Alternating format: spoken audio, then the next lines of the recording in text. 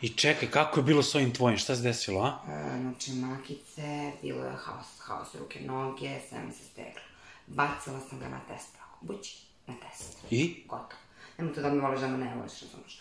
Meni su se noge tresle, ruke, napeto, sve ukočilo mi se, ja kažem, slušaj, dušo, ja bih na Kopaonik, all inclusive, pa kud pukla da pukla. Znači, ja sam njima to rekla, to je kluder, to je, gledam su oči, on me onako gleda, obliva ga znoj, mene obliva znoj, sve napeto, sve ludilo i on kaže, gotovo.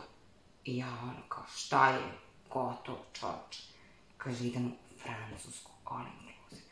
Pa maco, pa mislim, ne da si prošla test. I meni se to na napetost dole u mali stomak stigla me.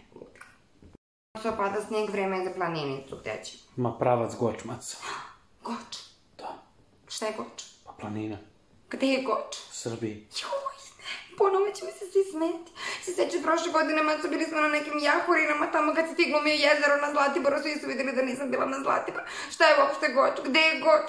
Mislim, zašto mi moramo da imamo tamo da nema ljudi? To nije planina, nema ljudi. Za još ovakvih videa zapratite kanal, lajkujte, šerujte, klikajte, tagujte, objašnjavajte, sve radite i družimo se i dalje.